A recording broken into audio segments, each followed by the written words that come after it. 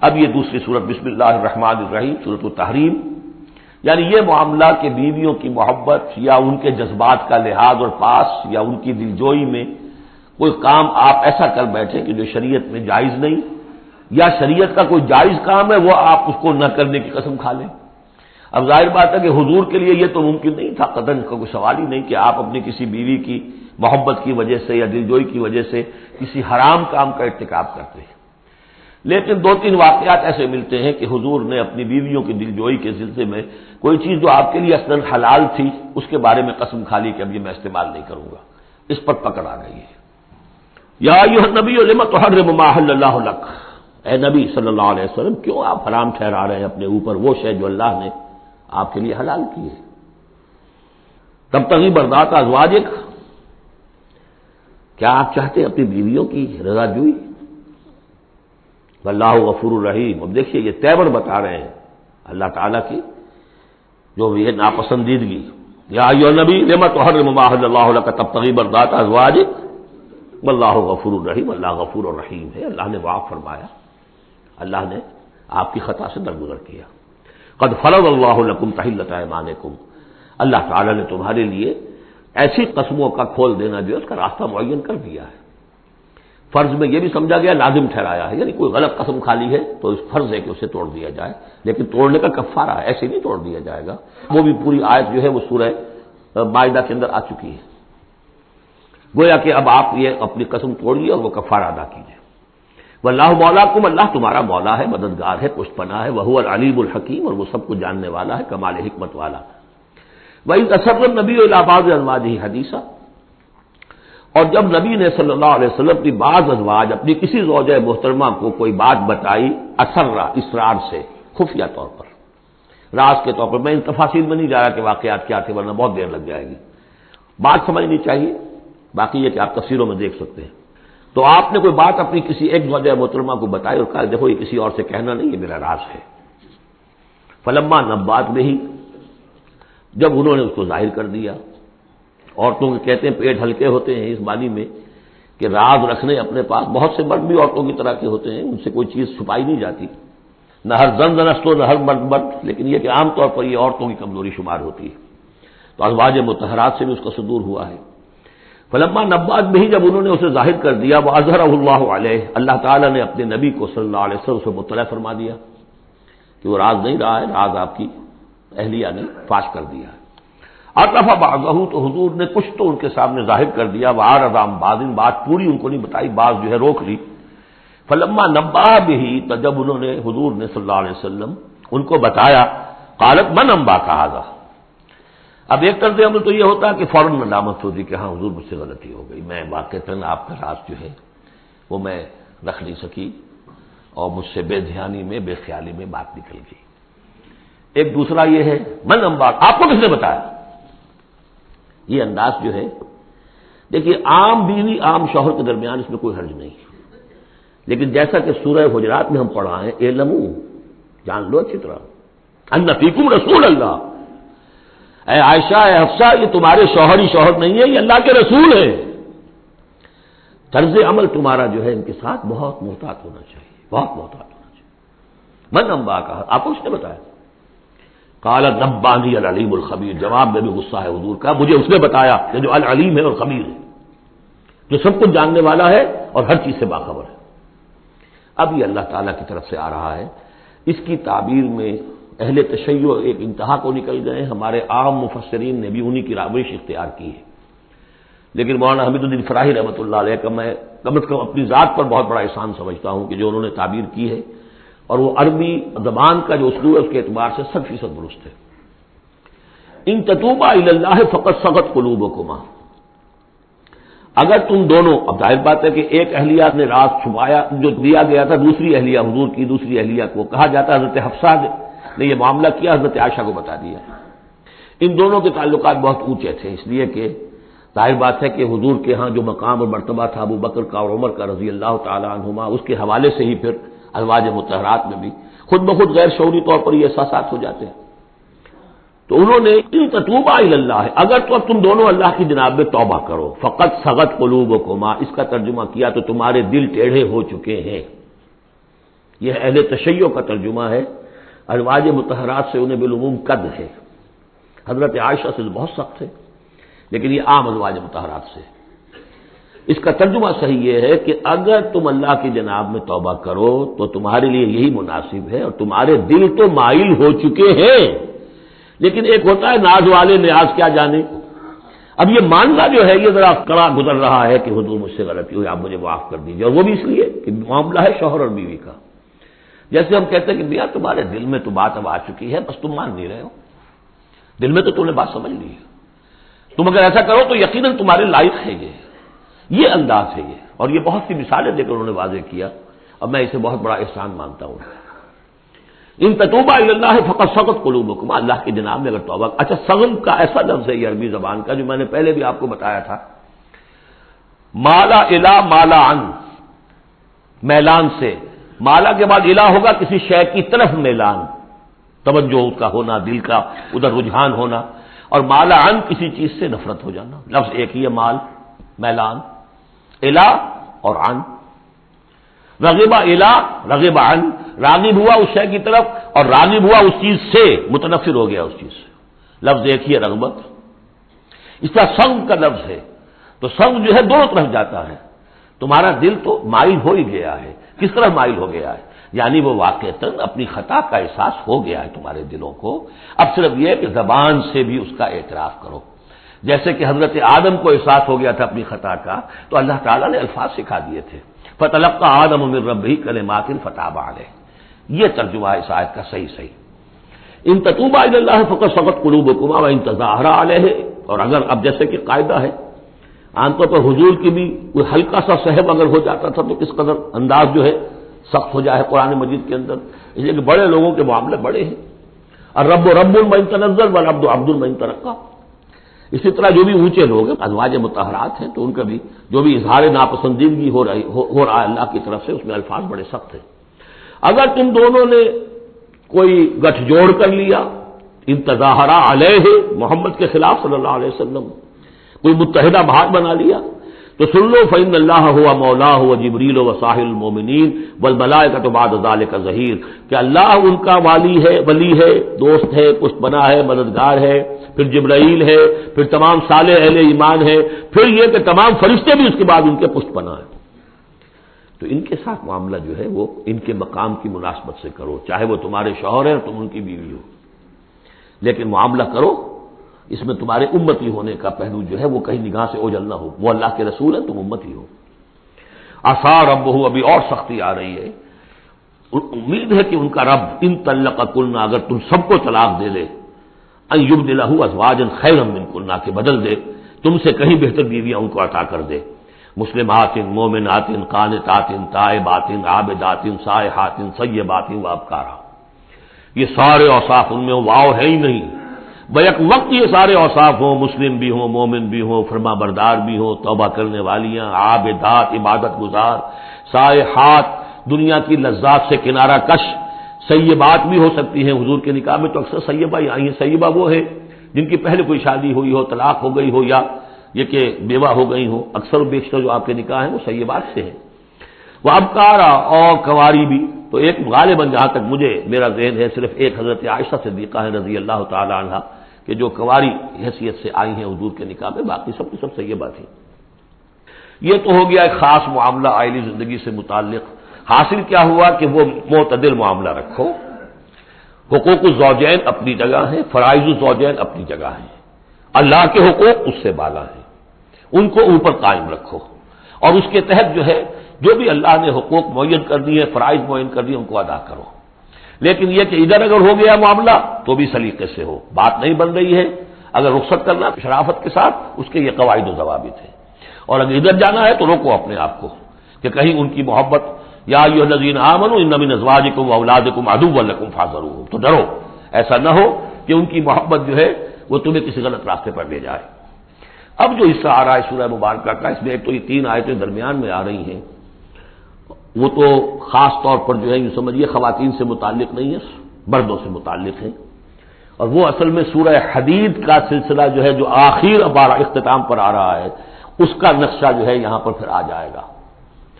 یا ایھا الذین آمنوا قوا انفسکم واہلیکم نارا، اہل ایمان بچاؤ اپنے آپ کو اور اپنے اہل و عیال کو آگ سے۔ یعنی دیکھیے ایک نیگیٹو اسپیکٹ تو یہ آیا تھا یا ایھا الذین آمنوا ان من ازواجکم واولادکم عدوا لکم فاحذروہم، یہ تو نیگیٹو ہے۔ اپنے آپ کو محفوظ رکھو، ان کی محبت ان کی دلجوئی تمہیں غلط راستے پر نہ ڈال دے۔ اب یہاں جو پازیٹو ہے، تم جن کے بھی شوہر ہو اور تم جن کے بھی باپ ہو، ان کی زندگی کو دین کے رخ پر ڈالنا تمہاری ذمہ داری ہے، اپنی سی کوشش کرنا، ڈال دینا یہ تمہارے اختیار میں نہیں ہے۔ حضرت نوح کا ایک بیٹا بھی ان کے نگاہوں کے سامنے غرق ہو گیا، کوئی بات نہیں، لیکن تم کیا کر رہے ہو؟ تم اپنے اہل و عیال کے حق میں سمجھا تم نے یہ ہے کہ صرف نان نقصے کی ذمہ داری ہے، کھانا پلانا ہماری ذمہ داری ہے، بس یہ بہت غلط ہے۔ بندہ مومن ہونے کے ناطے پہلا فرض یہ ہے کہ اپنے آل، اپنے اولاد، اپنے اہل و عیال کو آگ سے بچانے کی فکر کرو، تربیت ان کی، دین کے لیے رجحان پیدا کرنا ان میں، اس کے لیے جو بھی ممکن طریقے ہو اختیار کرنا، یہ تمہاری ذمہ داری ہے۔ یا ایھا الذین آمنوا، اہل ایمان بچاؤ پہلے اپنے آپ کو، فطری بات ہے، قوا انفسکم، جیسے حضور فرمایا کرتے تھے اپنے خطبے میں اوصیکم ونفسی بتقوی اللہ، میں تمہیں بھی وصیت کرتا ہوں مسلمانوں کے اللہ کا تقوی اختیار، اپنے نفس کو بھی۔ اسی طرح قوا انفسکم واہلیکم نارا، بچاؤ اپنے آپ کو اور اپنے اہل و عیال کو آگ سے، وقودھا الناس والحجارہ، اس کا ایندھن بنیں گے انسان اور پتھر، علیہا ملائکۃ غلاظ شداد، اور اس پر ایسے فرشتے ہیں معمور ہیں اس جہنم پر کہ جو بڑے تند خو ہیں، سخت دل ہیں، شداد، لا یعصون اللہ ما امرہم۔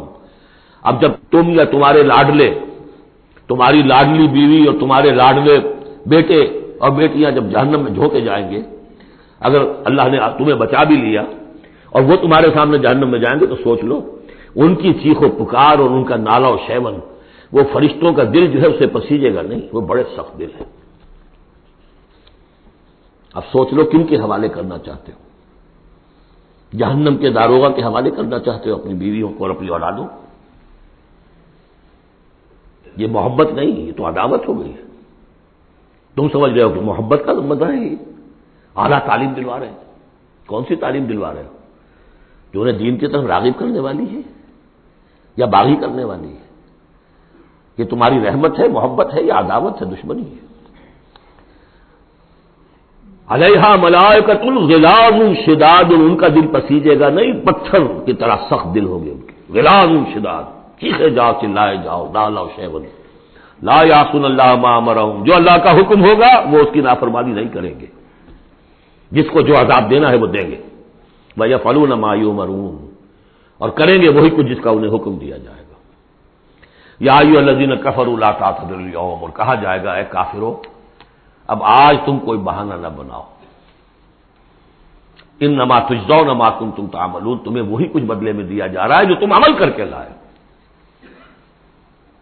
اس کے بعد ایک عظیم آیت آ رہی ہے اس سورہ مبارکہ، بلکہ اس پورے گروپ کے حوالے سے، جو میں نے عرض کیا تھا پل صراط کا ایک نقشہ آیا ہے وہاں، اس کی ایک جھلک یہاں بھی دکھائی دے گی، جو سورہ حدید میں تھا وہ یہاں ہے، یہاں اختصار کے ساتھ۔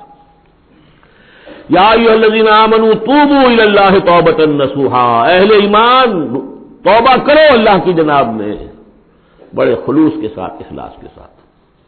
اس توبہ کو یہی نہ سمجھیے کہ خدا نہ خواستہ کوئی شراب پیتا ہے بس اس سے توبہ کر لی، ٹھیک ہے یہ بھی توبہ ہے، کوئی رشوت لیتا ہے اس نے رشوت سے توبہ کر لی، یہ بھی توبہ۔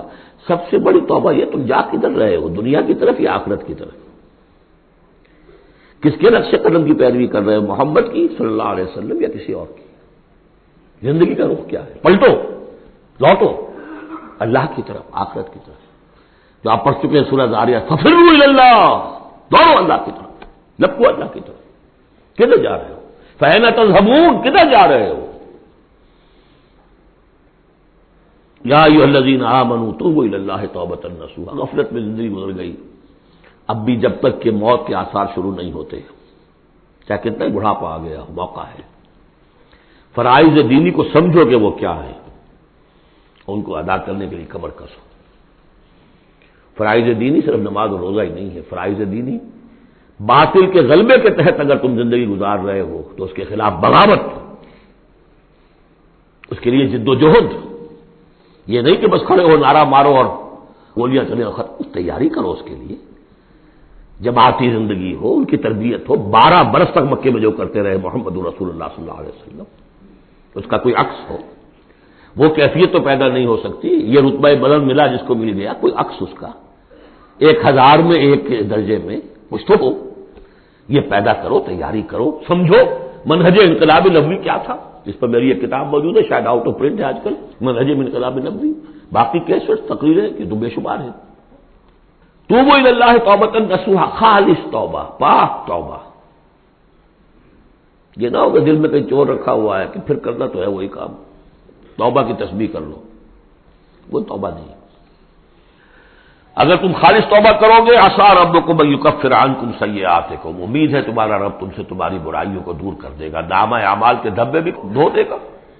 التائب من الذنب کمن لا ذنب لہ، جو حقیقت میں توبہ کر لے گناہ سے، وہ ایسے اس نے گناہ کبھی کیا ہی نہیں، اور یہ کہ آئندہ بھی تمہارے دامن کردار پر جو داغ ہیں وہ بھی دھو دے گا۔ یدخلکم جنات تجری من تحتها الانہار، داخل کرے گا تمہیں ان باغات میں جن کے دامن میں ندیاں بہتی ہوں گی۔ یوم لا یخزی اللہ النبی والذین آمنوا معہ، جس دن کہ اللہ تعالیٰ نہیں رسوا کرے گا نہ اپنے نبی کو نہ ان کو جو ان کے ساتھ ایمان لائے، صلی اللہ علیہ وسلم ورضی اللہ تعالیٰ عنہم اجمعین۔ نورہم یسعی بین ایدیہم، ان کا نور دوڑتا ہوگا ان کے سامنے، وبایمانہم، اور ان کے داہنی طرف، وہی الفاظ ہیں جو سورہ حدید میں آئے۔ دل میں ایمان تھا تو نور ایمان سامنے کی طرف اس کا ٹارچ کی روشنی پڑے گی، اور اعمال صالحہ کا نور داہنی طرف ہوگا، داہنا ہاتھ اعمال صالحہ کا کاسب ہے۔ یقولون ربنا اتمم لنا نورنا، اور وہ کہتے ہوں گے کہ اے رب ہمارے نور کو کامل فرما دے۔ اس کو مطلب سمجھ لیجئے، حضور نے فرمایا جن کو نور عطا ہوگا، کچھ لوگوں کا نور تو صرف اتنا ہوگا کہ ان کے قدموں کے آگے روشنی ہو جائے گی، وہ بھی بڑی غنیمت ہے۔ اندھیرے میں پگڈنڈی پر چلنا ہو تو وہ اتنی ٹارچ کی روشنی بھی وہ معلوم ہوگا بہت غنیمت ہے۔ لیکن کچھ لوگوں کو ایسا نور ملے گا کہ جس کی روشنی یہاں مدینے سے صنعاء تک جائے گی، یمن کا شہر۔ ابو بکر صدیق کو کون سی روشنی ملے گی؟ ہمیں تو وہ ٹارچ بھی مل جائے تو بہت غنیمت ہے، لیکن جنہیں وہ تھوڑا ملے گا، کیوں تھوڑا ملا؟ کوتاہیاں تھیں، تقصیرات تھیں، کمی تھی، جتنا کرنا چاہیے تھا اتنا نہیں کیا تھا، کچھ بچا بچا کے بھی رکھا تھا۔ تو بچا بچا کے نہ رکھ، اسے تیرا آئینہ ہے وہ آئینہ کہ شکستہ ہو تو عزیز تر ہے نگاہ آئینہ ساز میں، لہذا کم ہوگا پھر وہ دعا کریں گے ربنا اتمم لنا نورنا، اپنے کرم سے، اپنے فضل سے، اپنی شان غفاری سے ہماری کوتاہیوں کو ڈھانپ لے اور ہمارے نور کو بھی کامل فرما دے۔ اتمم لنا نورنا واغفر لنا، ہمیں بخش دے، انک علی کل شیء قدیر، یقیناً اے اللہ تو ہر شے پر قادر ہے، تیرا حق کون روک سکتا ہے۔ یا ایھا النبی جاہد الکفار والمنافقین واغلظ علیہم ومأواہم جہنم وبئس المصیر، اے نبی صلی اللہ علیہ وسلم جہاد کیجئے کافروں سے بھی اور منافقوں سے بھی، یہ آیت جو کہ تو سورہ توبہ میں بھی آ چکی ہے۔ واغلظ علیہم، سختی کیجئے، آپ کی طبیعت میں نرمی ہے، اور اس نرمی کا ناجائز فائدہ اٹھاتے ہیں منافقین، کیونکہ قانونی ان کو پروٹیکشن حاصل ہے، مسلمان تو ہے وہ، تو آپ ان کے ساتھ بھی وہ معاملہ کرتے ہیں کہ جو اہل ایمان کے ساتھ کرتے ہیں۔ چنانچہ وہ کہتے ہیں ہوا اذن، یہ تو کان ہی کان ہے نرے، بس کان ہی کان ہے، سن لیتے ہیں، سمجھتے تو ہے ہی نہیں، دماغ میں بھیجا نہیں ہے ان کے، یہ بھی کہتے تھے وہ۔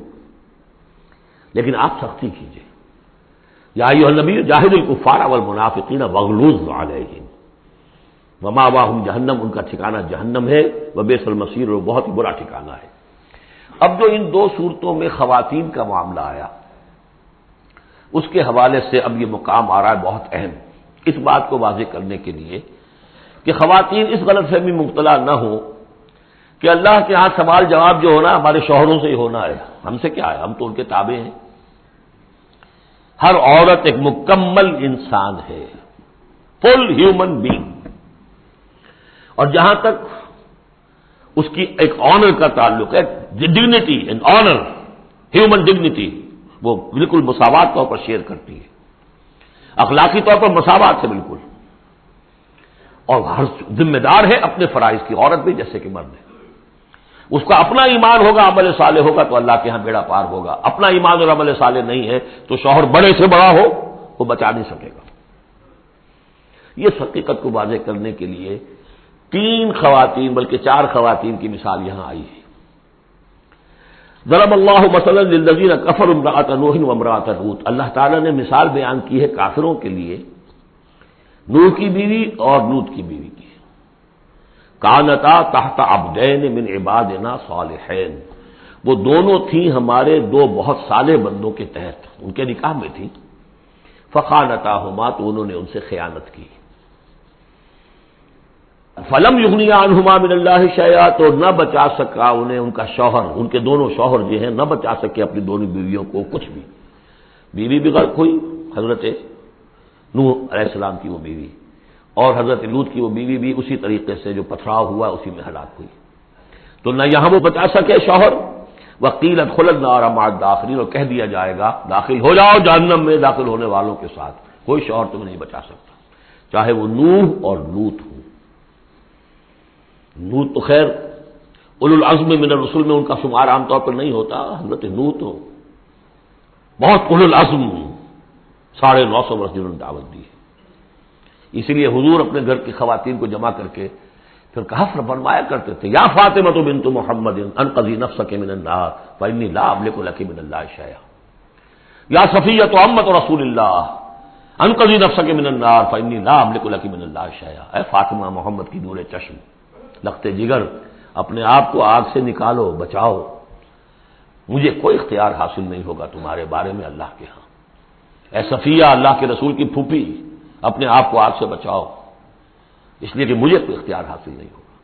ضرب اللہ مثلا للذین کفروا امرأۃ نوح وامرأۃ لوط کانتا تحت عبدین من عبادنا صالحین فخانتاہما فلم یغنیا عنہما من اللہ شیئا وقیل ادخلا النار مع الداخلین۔ یہ میں بیان کر چکا ہوں ایک دفعہ پہلے بھی کہ اہل تشیع کا خیال یہ ہے کہ یہ زانیہ تھیں دونوں بیویاں، اہل سنت اس کو تسلیم نہیں کرتے۔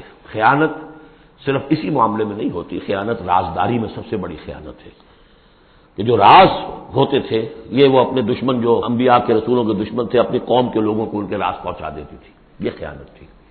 اس لیے کہ سورہ نساء میں جو آیا ہے فالصالحات قانتات حافظات للغیب، غیب کے اندر حفاظت کرنا پوری، ظاہر بات ہے کہ بیوی سے زیادہ بڑھ کر تو کوئی نہیں ہوتا کہ جو شوہر کی باتوں سے واقف ہو، تو یہ خیانت ہے اہل سنت کے نزدیک ہو۔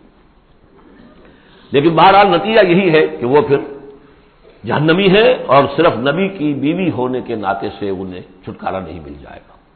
وضرب اللہ مثلا للذین آمنوا امرأۃ فرعون، اور اہل ایمان خواتین کے لیے اللہ تعالیٰ نے مثال بیان کی ہے فرعون کی بیوی کی، آسیہ ان کا نام تھا۔ اذ قالت رب ابن لی عندک بیتا فی الجنہ، اب اس ایک جملے میں ان کی پوری ذہنی اور نفسیاتی کیفیت سامنے آ رہی ہے، جبکہ اس اللہ کی بندی نے کہا پروردگار میرے لیے تو جنت میں اپنے پاس ایک مکان بنا لے، وَنَجَّنِي مِن فِرْعَوْنَ وَعَمَلِهِ، مجھے نجات دے اس فرعون سے بھی اور اس کے عمل سے بھی، وَنَجَّنِي مِنَ الْقَوْمِ الظَّالِمِينَ، اور اللہ جلد از جلد مجھے نجات دے ان ظالموں کی قوم سے، یعنی موت کی آرزو کر رہی ہے۔ محل میں عیش و آرام ہر طرح کا حاصل ہوگا، کیا نہیں ہوگا، لیکن اللہ کے ساتھ ایمان کا معاملہ یہ ہے، اور شوہر کا جو بھی خدائی کا دعویٰ کر کے بیٹھا ہوا ہے، کیا کفر کا اس کا معاملہ ہے، تو ان کے اندر بیزاری کتنی ہے اپنے اس شوہر سے۔ تو گویا کہ 2 انتہائی مثالیں آ گئیں، بہترین شوہروں کے ہاں بدترین انجام والی بیویاں، اور بدترین شوہر کے ہاں بہترین انجام والی بیوی جس کا کہ ذکر ہو رہا ہے، اور سب سے اونچی جو خواتین ہوں گی حضرت مریم، حضرت آسیہ، حضرت خدیجہ، حضرت عائشہ، حضرت فاطمہ، یہ یوں سمجھیے چوٹی کی خواتین ہوں گی قیامت میں۔ تو اس حوالے سے یہ جو آسیہ ہیں یہ بھی انہی میں۔ وَمَرْيَمَ ابْنَتَ عِمْرَانَ الَّتِي أَحْصَنَتْ فَرْجَهَا، تیسری مثال دی ہے عورت خود بھی نیک ہو اور اسے نیک تربیت مل جائے، نیک ماحول مل جائے۔ وَكَفَّلَهَا زَكَرِيَّا، حضرت زکریا جو ہیں انہوں نے ان کی کفالت کی، ان کی پرورش کی، ان کو اپنے پاس رکھا، تربیت کی، ایک نبی کے آغوش تربیت میں پلی ہیں، لہذا وہ نور علی نور ہے۔ وَمَرْيَمَ ابْنَتَ عِمْرَانَ الَّتِي أَحْصَنَتْ فَرْجَهَا فَنَفَخْنَا فِيهِ مِن رُوحِنَا، تو ہم نے پھونک ماری اس میں اپنی روح کی، وَصَدَّقَتْ بِكَلِمَاتِ رَبِّهَا، اور اس نے تصدیق کی اپنے رب کی تمام باتوں کی، جو بھی وحی کے ذریعے سے فرشتے بتاتے رہے کہ اے مریم تجھے اللہ نے چن لیا ہے، اور اے مریم تمہارے لیے اللہ کا فیصلہ یہ ہے کہ تیرے ہاں بیٹا ہوگا، یہ ساری باتیں انہوں نے مانی تسلیم کی۔ صدقت بکلمات ربها وکتبہ، اور جو اس کی کتابیں تھیں، ظاہر بات ہے کہ تورات ان کے پاس موجود تھی، زبور ان کے پاس موجود تھی، انبیاء کے اور صحیفے ان کے پاس موجود تھے۔ یہ تو صرف 1900 سال پر پہلے کی بات ہے جو ہم کر رہے ہیں اس وقت۔ All the prophets of the Old Testament, ان کے تمام صحیفے، پوری اولڈ ٹیسٹمنٹ موجود تھی۔ وکتب ہی، اس کی تمام کتابوں کی انہوں نے تصدیق کی۔ وکانت من القانتین، اور وہ تو بہت ہی فرما بردار بندیوں میں سے تھی۔ تو تین چیزیں تو آ گئی، چوتھی کسر رہ گئی کہ نہیں رہ گئی؟ آپ نے کچھ سوچا یا نہیں؟ بہترین شوہر کے ہاں بدترین بیوی، بدترین شوہر کے ہاں بہترین اور خاتون۔ ایک خاتون نور علی نور، خود بھی نیک، ماحول بھی نیک۔ چوتھی کون سی بات رہ گئی؟ خود بھی بدتینت اور شوہر اس سے بڑھ کر، بلکہ یہ کہنا مشکل ہو جائے کہ شوہر زیادہ بدتینت ہے یا وہ خود زیادہ بدتینت ہے۔ اس کی مثال معلوم ہے کہاں ہے؟ تبت یدا ابی لہب وتب ما اغنی عنہ مالہ وما کسب سیصلی نارا ذات لہب وامرأتہ حمالۃ الحطب فی جیدہا حبل من مسد۔ یہ پھر جب وہاں پہنچیں گے پڑھیں گے، شوہر بھی بدتینت، بیوی بھی بدتینت، ظلمات بعضها فوق بعض۔ اللہ کے فضل و کرم سے سورہ تحریم ختم ہوئی۔ بارک اللہ لی ولکم فی القرآن العظیم ونفعنی وإیاکم بالآیات والذکر الحکیم۔